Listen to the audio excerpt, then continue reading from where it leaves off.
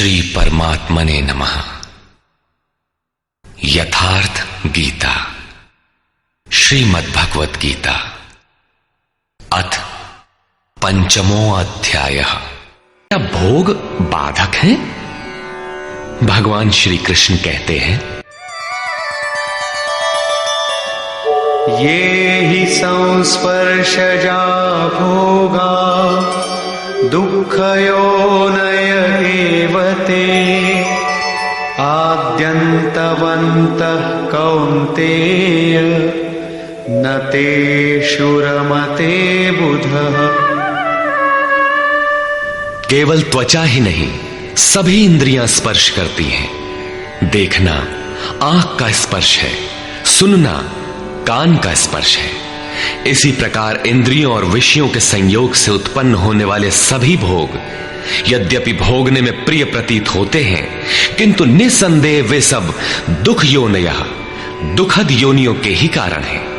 ये भोग ही योनियों के कारण हैं। इतना ही नहीं, वे भोग पैदा होने और मिटने वाले हैं, नाशवान हैं। इसलिए कौन्तेय, विवेकी पुरुष उनमें नहीं फंसते। इंद्रियों के इन स्पर्शों में रहता क्या है? काम और क्रोध, राग और द्वेष। इस पर श्री कृष्ण कहते हैं, शक्नोति हैव यः सोढुम् प्राक्शरीरविमोक्षणात् कामक्रोधोद्भवं वेगम् स युक्तः स सुखी नरः। इसलिए जो मनुष्य शरीर के नाश होने से पहले ही काम और क्रोध से उत्पन्न हुए वेग को सहन करने में, मिटा देने में सक्षम है, वही नर न रमन करने वाला है। वही इस लोक में योग से युक्त है और वही सुखी है। जिसके पीछे दुख नहीं है, उस सुख में अर्थात परमात्मा में स्थिति वाला है। जीते जी ही इसकी प्राप्ति का विधान है, मरने पर नहीं। संत कबीर ने इसी को स्पष्ट किया, अवधू जीवत में कर आशा। तो क्या मरने के बाद मुक्ति नहीं होती? वे कहते हैं, मुए मुक्ति गुरु कहे स्वार्थी, झूठा दे विश्वासा। यही योगेश्वर श्री कृष्ण का कथन है कि शरीर रहते मरने से पहले ही जो काम क्रोध के वेग को मिटा देने में सक्षम हो गया, वही पुरुष इस लोक में योगी है, वही सुखी है। काम क्रोध बाह्य स्पर्श ही शत्रु है, इन्हें आप जीते। इसी पुरुष के लक्षण पुनः बता रहे हैं, योऽन्तः सुखोऽन्तरारामः तथान्तर्ज्योतिरेव यः स योगी ब्रह्मनिर्वाणम् ब्रह्मभूतोऽधिगच्छति। जो व्यक्ति अंतरात्मा में ही सुख वाला, अंतरारामः, अंतरात्मा में ही आराम वाला, तथा जो अंतरात्मा में ही प्रकाश वाला, साक्षात्कार वाला है, वही योगी ब्रह्मभूत, ब्रह्म के साथ एक होकर ब्रह्म निर्वाणम, वाणी से परे ब्रह्म, शाश्वत ब्रह्म को प्राप्त होता है। अर्थात पहले विकारों, काम क्रोध का अंत, फिर दर्शन, फिर प्रवेश। आगे देखें, लभन्ते ब्रह्मनिर्वाणम् ऋषयः क्षीणकल्मषाः छिन्नद्वैधायतात्मानः सर्वभूतहिते रताः। परमात्मा का साक्षात्कार करके जिनका पाप नष्ट हो गया है, जिनकी दुविधाएं नष्ट हो गई हैं, संपूर्ण प्राणियों के हित में जो लोग लगे हुए हैं, प्राप्ति वाले ही ऐसा कर सकते हैं। जो स्वयं गड्ढे में पड़ा है, वो दूसरों को क्या बाहर निकालेगा? इसलिए करुणा महापुरुष का स्वाभाविक गुण हो जाता है। तथा यतात्मानः, जितेंद्रिय ब्रह्मवेत्ता पुरुष शांत पर ब्रह्म को प्राप्त होते हैं। उसी महापुरुष की स्थिति पर पुनः प्रकाश डालते हैं। कामक्रोधवियुक्तानां यतीनां यतचेतसाम् अभितो ब्रह्मनिर्वाणं वर्तते विदितात्मनाम्। काम और क्रोध से रहित जीते हुए चित्त वाले परमात्मा का साक्षात्कार किए हुए ज्ञानी पुरुषों के लिए सब ओर से शांत परब्रह्म ही प्राप्त है। बार बार योगेश्वर श्री कृष्ण उस पुरुष की रहनी पर बल दे रहे हैं जिससे प्रेरणा मिले। प्रश्न लगभग पूर्ण हुआ। अब वे पुनः बल देते हैं कि इस स्थिति को प्राप्त करने का आवश्यक अंग श्वास प्रश्वास का चिंतन है। यज्ञ की प्रक्रिया में प्राण का अपान में हवन, अपान का प्राण में हवन, प्राण अपान दोनों की गति का निरोध उन्होंने बताया था। उसी को समझा रहे हैं।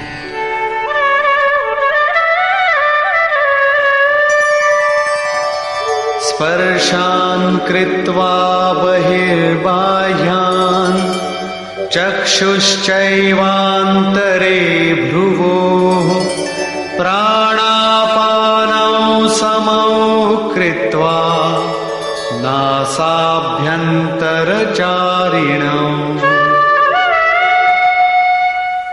यतेन्द्रियमनोबुद्धिः मुनिर्मोक्षपरायणः विगतेच्छाभयक्रोधो यः सदा मुक्त एव सः।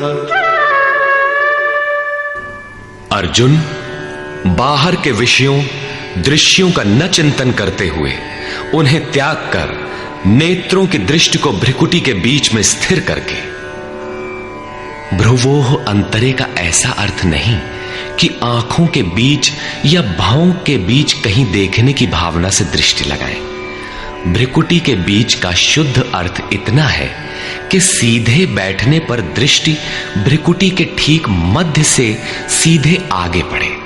दाहिने बाएं इधर उधर चकपक न देखें। नाक की डाणी पर सीधी दृष्टि रखते हुए नासिका के अंदर विचरण करने वाले प्राण और अपान वायु को सम करके, अर्थात दृष्टि तो वहां स्थिर करो और सुरत को श्वास में लगा दो कि कब श्वास भीतर गई, कितनी रुकी। लगभग आधा सेकंड रुकती है, प्रयास करके न रोकें। कब श्वास बाहर निकली, कितनी देर तक बाहर रही। श्वास में उठने वाली नाम ध्वनि सुनाई पड़ती रहेगी। इस प्रकार श्वास प्रश्वास पर जब सुरत टिक जाएगी तो धीरे धीरे श्वास अचल स्थिर ठहर जाएगी, सम हो जाएगी।